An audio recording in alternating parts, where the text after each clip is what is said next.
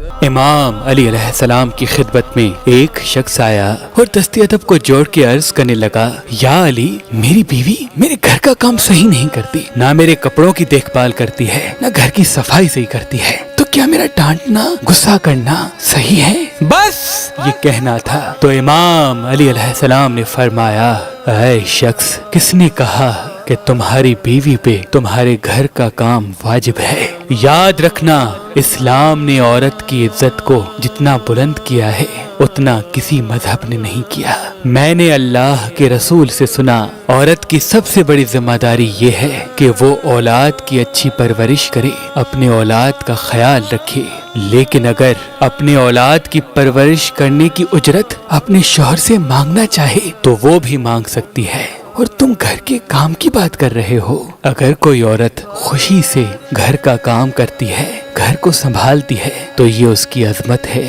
اس کا بڑپن ہے، اس کا شکریہ ادا کیا کرو، اس کا احترام کیا کرو۔ میں نے اللہ کے رسول سے سنا کہ جس وقت عورت اپنی گھر کا کام کرتی ہے اس وقت اللہ اپنے فرشتوں کو زمین پہ بھیجتا ہے اور کہتا ہے کہ جب تک یہ عورت گھر کا کام کرتی رہے اس کے لیے عبادت کرتے رہو، اور وہ پورا وقت جو عورت گھر کے کام میں لگاتی ہے وہ اس کی عبادت میں شامل ہو جاتا ہے۔ یہ عورت کی عظمت ہے کہ وہ تمہارے گھر کو جنت بناتی ہے، تمہارے بچوں کو عظیم انسان بناتی ہے۔ لیکن اگر کوئی انسان عورت پہ ظلم کرے اور بار بار گھر کے کام کی وجہ سے اسے ٹوکتا رہے، اس پہ ظلم کرتا رہے، تو روز محشر اللہ اس انسان کو گدھے کی شکل میں اٹھائے گا اور دوزخ کا ایک دروازہ ان لوگوں کے لیے کھولا جائے گا، اور یہ کہا جائے گا کہ یہ وہ انسان ہیں جنہوں نے اپنی ہی عورتوں پہ ظلم کیا، ان کو حقیر سمجھا، ان کو غلام بنایا۔